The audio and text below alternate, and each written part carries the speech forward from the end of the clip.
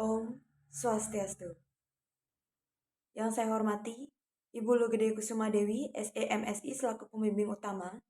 Yang saya hormati, Ibu Profesor Dr. Igusti Ayu Purnamawati, SEMSI AK selaku pembimbing pendamping.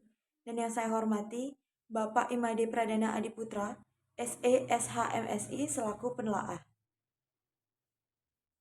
Perkenalkan, nama saya Putu Dia Kartika Chandra Dewi dengan NIM 19170511197. Saya dari Program Studi S1 Akuntansi, jurusan Ekonomi dan Akuntansi, Fakultas Ekonomi, Universitas Pendidikan Ganesha. Dalam kesempatan ini, izinkan saya untuk mempresentasikan proposal skripsi saya yang berjudul Pengaruh Profitabilitas, Likuiditas, dan Corporate Social Responsibility terhadap Financial Distress pada perusahaan manufaktur subsektor makanan dan minuman yang tercatat di Bursa Efek Indonesia pada periode 2017 sampai dengan 2021. Adapun pokok pembahasan yang akan saya bahas, yang pertama latar belakang, rumusan masalah, tujuan penelitian, landasan teori, penelitian terdahulu, kerangka berpikir, hipotesis, dan juga metode penelitian. Langsung saja ke latar belakang. Proposal ini dilatar belakangi karena adanya perkembangan perekonomian yang semakin pesat. Perkembangan perekonomian yang semakin pesat tersebut mengakibatkan persaingan antar perusahaan juga semakin ketat. Perusahaan yang memiliki kinerja yang baik tentunya mampu bertahan dalam persaingan tersebut. Namun pada kenyataannya tidak semua perusahaan mampu mempertahankan kondisi kestabilan kinerjanya. Hal ini dapat mendorong perusahaan untuk masuk dalam kondisi kesulitan keuangan. Kesulitan keuangan atau financial distress.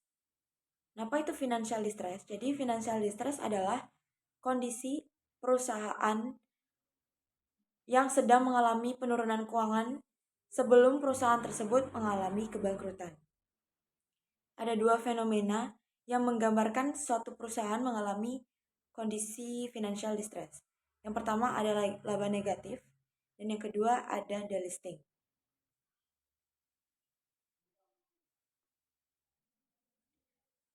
Salah satu perusahaan yang bisa masuk ke dalam kondisi financial distress yaitu perusahaan manufaktur subsektor makanan dan minuman. Penelitian yang dilakukan oleh DIBA pada tahun 2021 menjelaskan bahwa perusahaan manufaktur subsektor makanan dan minuman akhir-akhir ini mengalami penurunan secara fluktuatif. Bisa kita lihat ada grafik di sebelah yang menjelaskan laju pertumbuhan produk domestik bruto industri pengolahan dari tahun 2017 sampai dengan 2021. Di sini saya membandingkan 3 perusahaan pengolahan. Yang pertama, industri makanan dan minuman. Kedua, industri kimia, farmasi, dan obat. Dan yang ketiga ada industri logam dasar. Bisa kita lihat di industri makanan dan minuman pada tahun 2017 sampai 2020 mengalami penurunan secara fluktuatif. Pada tahun 2021 mengalami kenaikan walaupun tidak sebesar di tahun 2017. Untuk industri kimia, farmasi, dan obat, bisa kita lihat di tahun 2018 mengalami penurunan bahkan bernilai negatif. Lalu di tahun 2019 mengalami kenaikan sampai dengan 2021. Selanjutnya ada industri logam dasar. Pada tahun 2017 ke 2018 mengalami kenaikan, ke tahun 2017 mengalami penurunan, dan kembali mengalami kenaikan di tahun 2020 sampai dengan 2021.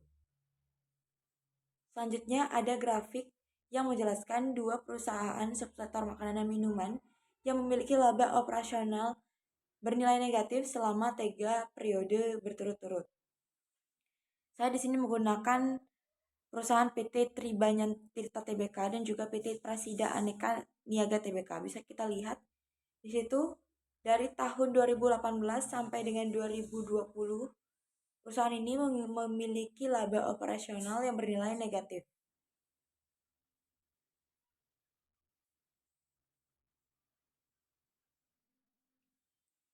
Tidak hanya itu, financial distress juga ditandai dengan adanya delisting. Delisting merupakan penurunan kriteria saham yang dimiliki oleh perusahaan sehingga tidak memenuhi persyaratan pencatatan. Hal itu menyebabkan perusahaan-perusahaan tersebut dikeluarkan dari Bursa Efek Indonesia. Adapun contoh perusahaan manufaktur subsektor makanan dan minuman yang mengalami delisting, yang pertama itu ada PT Davo Mas Abadi Tbk dengan kode DAVO. Selanjutnya ada PT Sekar Bumi Tbk atau SKBM. Namun SKBM ini mengalami relisting kembali di tahun 2012. Untuk selanjutnya itu ada PT Aqua Golden Mitsubishi atau Aqua yang mengalami delisting karena memutuskan untuk ke private. Selanjutnya di sini ada perusahaan manufaktur subsektor makanan dan minuman yang memiliki penurunan laba di kuartal 1, tepatnya di tahun 2019. Di antaranya yaitu PT Unilever Indonesia yang mengalami penurunan sebesar 4,37%. Selanjutnya ada PT Mayora Indah Tbk mengalami penurunan sebesar 0,51%. Dan PT Garuda Food Putra Putri Jaya sebesar 19,9%. Adapun perusahaan yang dinyatakan pilot karena tidak membayar kewajibannya, yang pertama yaitu PT Tiga Pilar Sejahtera Food, lalu PT Nyonya Menir, ada PT Sariwangi Agricultural Estate Agency, selanjutnya ada PT Maskapai Perkebunan Indoor Sumber Wadung atau MPISW.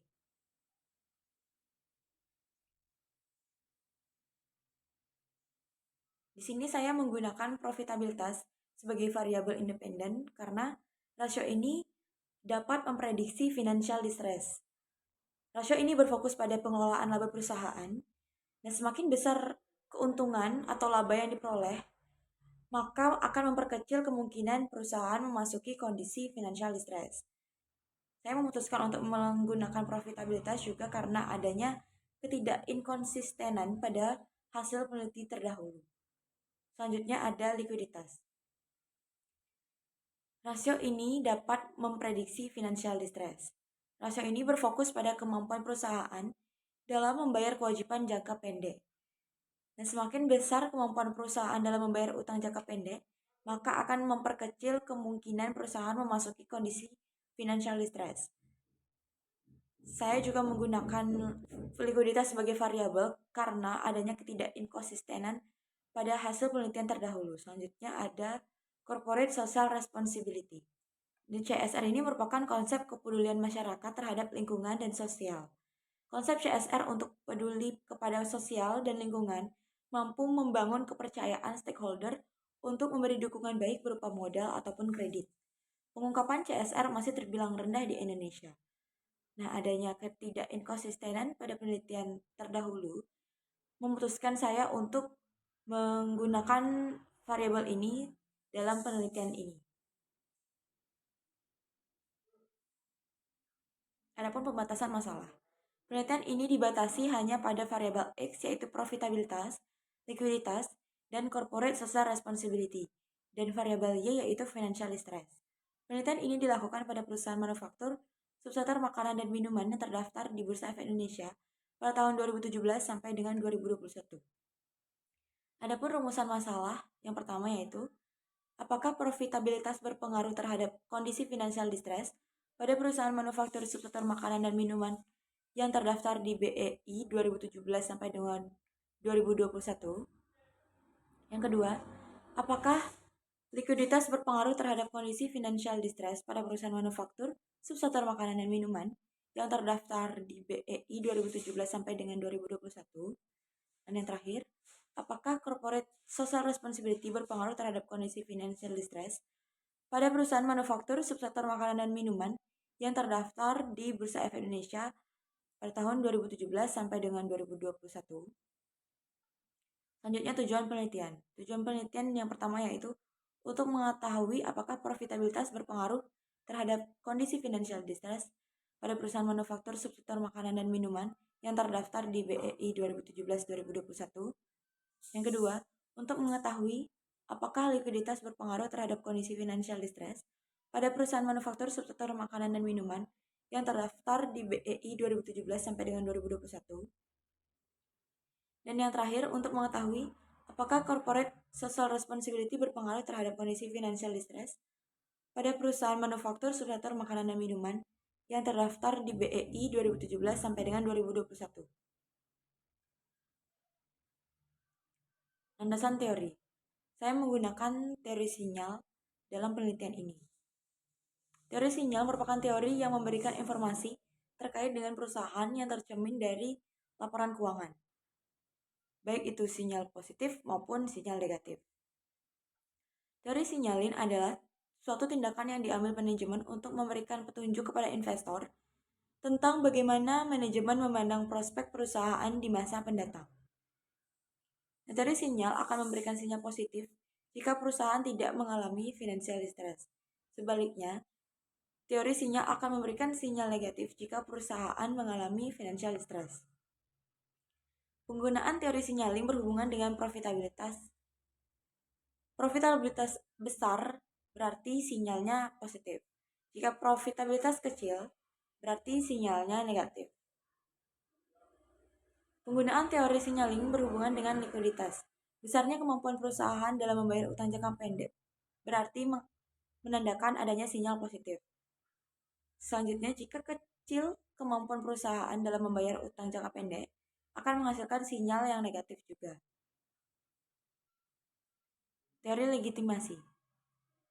Teori ini menjelaskan bahwa pengungkapan tanggung jawab sosial dilakukan perusahaan untuk mendapatkan legitimasi dari masyarakat di mana perusahaan itu berada. Legitimasi ini menyebabkan perusahaan terhindar dari hal-hal yang tidak diinginkan dan dapat meningkatkan nilai perusahaan tersebut.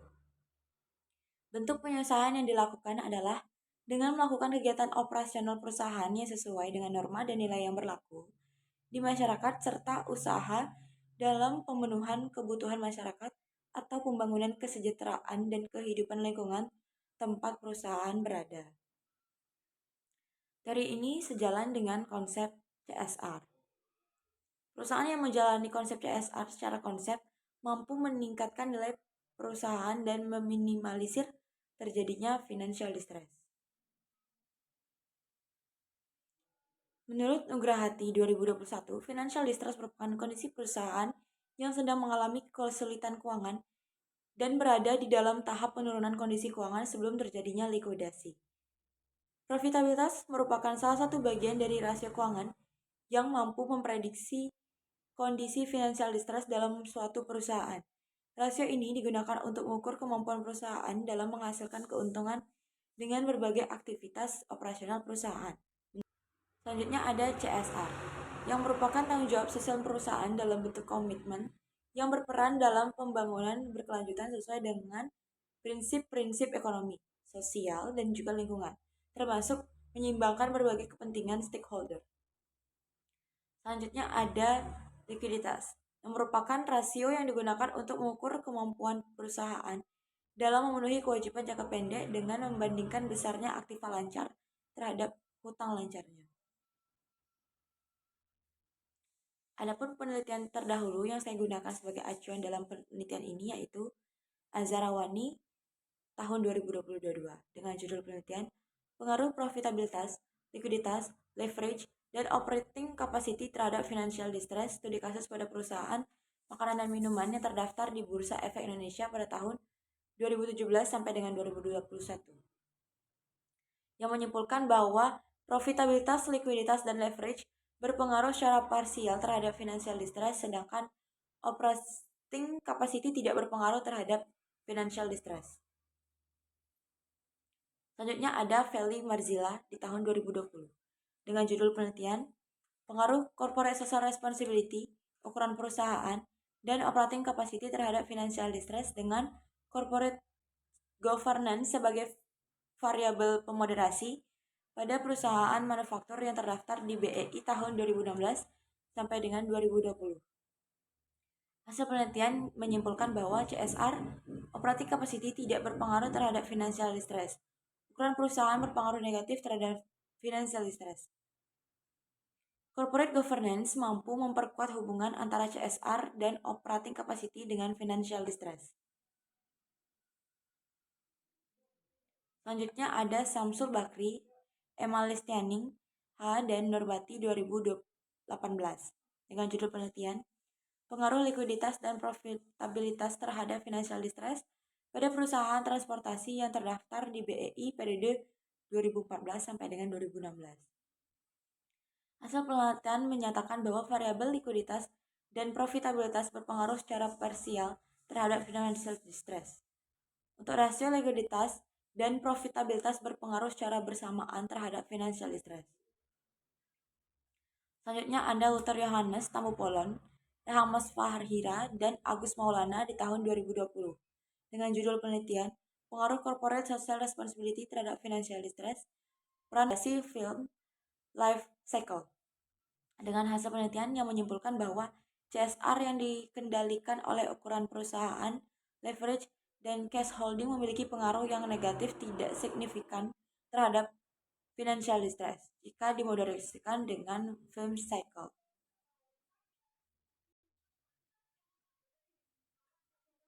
Adapun kerangka berpikir penelitian ini yaitu profitabilitas sebagai X1 berpengaruh terhadap financial distress.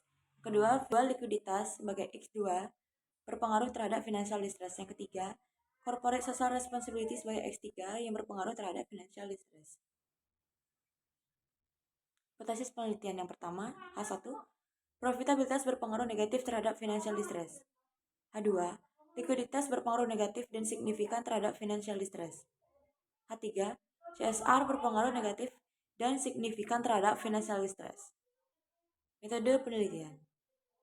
Jenis penelitian yang saya gunakan di sini adalah kuantitatif asosiatif. Jenis data yang saya gunakan itu sekunder. Populasi penelitian yaitu perusahaan manufaktur subsektor makanan dan minuman yang terdaftar di BEI tahun 2017 sampai dengan 2021 itu sebanyak 28 perusahaan. Sampel penelitian. Untuk teknik pengambilan sampel yang saya gunakan adalah purposive sampling. Dan sampel yang dihasilkan yaitu sebanyak 12 perusahaan. Selanjutnya, metode pengambilan data. Di sini saya menggunakan observasi tidak langsung dan studi kepustakaan. Metode dan teknik analisis data. Di sini saya menggunakan uji statistik. Untuk uji asumsi klasik, di sini saya bagi menjadi 4. Yang pertama yaitu uji normalitas, yang kedua uji multikolinaritas, yang ketiga uji autokolerasi, dan yang keempat uji heterokedasitas. Selanjutnya, untuk uji hipotesis saya menggunakan koefisien determin dan juga uji T secara parsial. Adapun pengukuran variabel penelitian dalam penelitian ini, yang pertama financial distress. Di sini saya menggunakan ICR atau interest coverage ratio dengan membagi earning before interest and tax dengan interest expense dikali dengan 100%. Untuk profitabilitas saya menggunakan ROA dengan membagi net income dengan total aktiva. Untuk likuiditas saya menggunakan current ratio dengan rumus asal lancar dibagi dengan utang lancar. Untuk CSR, di sini saya menggunakan sigma XI dibagi dengan N. Sigma XI di sini adalah jumlah pengungkapan yang diungkap oleh perusahaan dan N di sini adalah 91 indikator sesuai dengan standar GRI yang berlaku. Baik, sekian presentasi proposal skripsi yang dapat saya sampaikan. Saya mohon maaf apabila ada kata-kata saya yang salah dan kurang berkenan. Akhir kata saya ucapkan terima kasih. Om Santi Santi Santi Om.